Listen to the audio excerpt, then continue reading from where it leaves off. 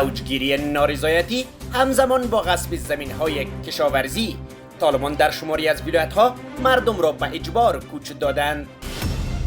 آموزش دختران از شریعت اسلامی تا اسلام طالبانی. کرزی از طالبان خواست تا دروازه‌های مکتب‌های دخترانه را باز کنند.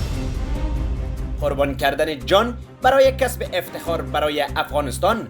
کوهنوردی افغانستانی در کوههای پاکستان جان باخت. نارضایتی رحمان از سیاست طالبان. رئیس جمهور تاجیکستان سیاست طالبان را تبعیض آمیز خواند. و گزینش رئیس جمهوری تازه در هند. دروپدی مرمو رئیس جمهوری جدید هند انتخاب شد.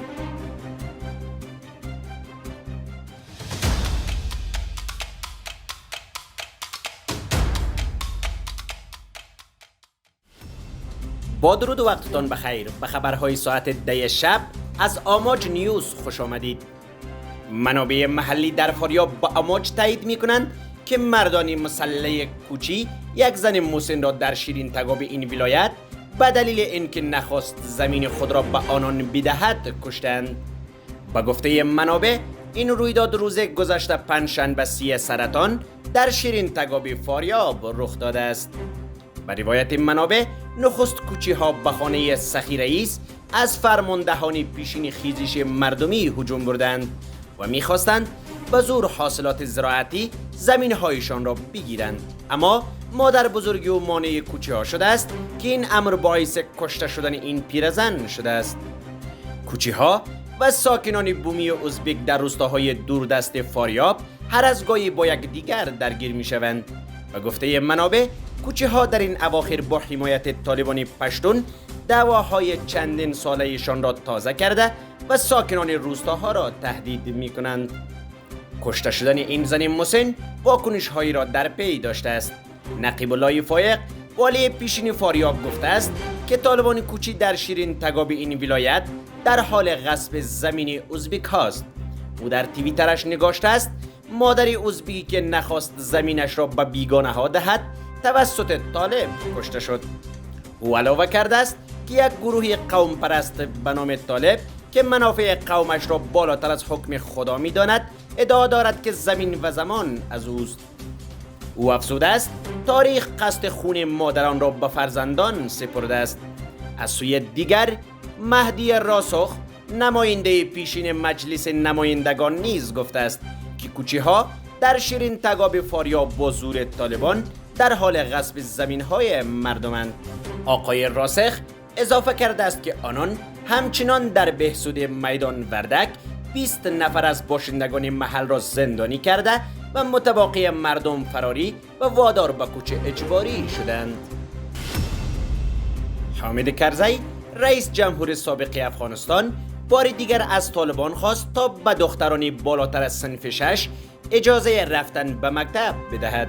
او میگوید که از خواست علما و بزرگان ولایت کنر مبنی بر بازگشایی مکاتب دخترانه حمایت میکند و از طالبان میخواهد با این کار اهداف شومی بیگانگان را ناکام کند. آقای کرزی در صفحه توییترش میگوید که پیشرفت یک جامعه به آموزش و تعلیم دختران و پسران آن بستگی دارد. او با اشاره به نشست شماری از علما و بزرگان ولایت کنر از طالبان میخواهد به خواست مردم تمکین کرده و درهای مکاتب دخترانه را باز کند.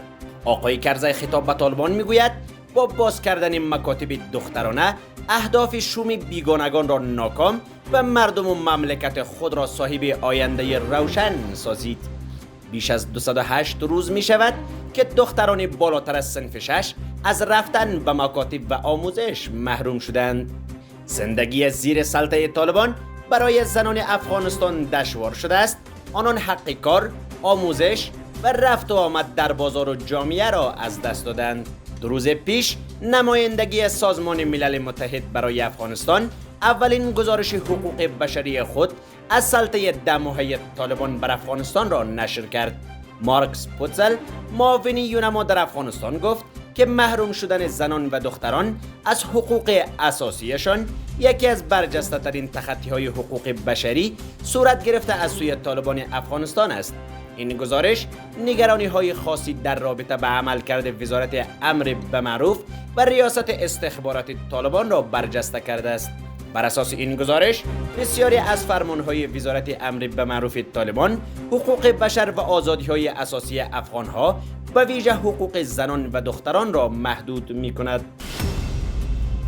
علی اکبر سخی، کوهنورد کشور، هنگام صعود به دومین قله مرتفع جهان جان خود را از دست داد. این قله دومین قلعه مرتفع جهان پس از قله اوریست است که در شمال شرق پاکستان قرار دارد و ارتفاع آن از سطح بر 8611 متر می باشد. این اتفاق روز گذشته پنجشنبه 3 سرطان رخ داده است. دلیل مرگ او هنوز مشخص نشده است، اما ظاهراً ممکن بود اکسیژن باعث این اتفاق شده باشد. آقای سخی از باشندگان اصلی ولسوالی دوشی ولایت بغلان است و کارنامه درخشانی در زمینه کوهنوردی دارد. او و تیم 9 نفریش توانسته بود که پس از 17 روز کوهنوردی در سال 2020 قله نوشاخ در شمال شرق افغانستان، یعنی بلندترین قله افغانستان را فتح کند. تاکنون 377 کوهنورد توانسته ارتفاع کوه کدو را بالا بروند و افتخار فتح این نقطه مرتفع غیر قابل دسترس را به دست بیاورند. امام علی رحمان، رئیس جمهور تاجیکستان، گفته است که طالبان سیاستی تهاجمی تبعیض آمیز علیه قوم‌های مختلف افغانستان را دنبال می‌کنند. آقای رحمان در نشست سران کشورهای آسیایی میانه در قرقیزستان گفته است که طالبان برغم وعده‌هایی که دادند مخالف تشکیل حکومت فراگیر در افغانستان هستند. او افزوده است که طالبان سیاست تهاجمی تبعیض آمیز علیه قوم‌های مختلف افغانستان را دنبال می‌کنند. قابل ذکر است پس از به قدرت رسیدن طالبان در افغانستان، آنان روابط پرتنشی با تاجیکستان داشتند. از سوی دیگر همکنون تاجیکستان میزبان چهره‌های جبهه مقاومت نیز است. ما تاکید بر آن کردیم که در حکومت فراگیر تاجیکان و دیگر قومیت‌ها جایگاهی شایسته داشته باشند. اطمینان حاصل کردید.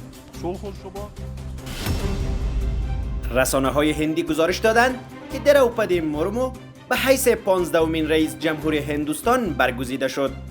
خانم مرمو نخستین فردی از اقلیت‌های قومی به حاشیه رانده شده هند است که به سمت ریاست جمهوری این کشور میرسد. او دومین زنی است که به این جایگاه نخست قانونی اساسی و فرماندهی نیروهای مسلح این کشور پهناور میرسد.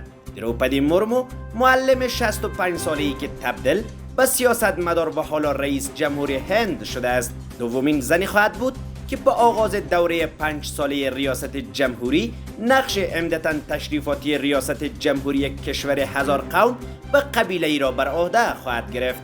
گفتنی است که پیروزی مرمو با حمایت حزب بهاراتیا جاناتا به رهبری مودی نخست وزیر هند صورت گرفت.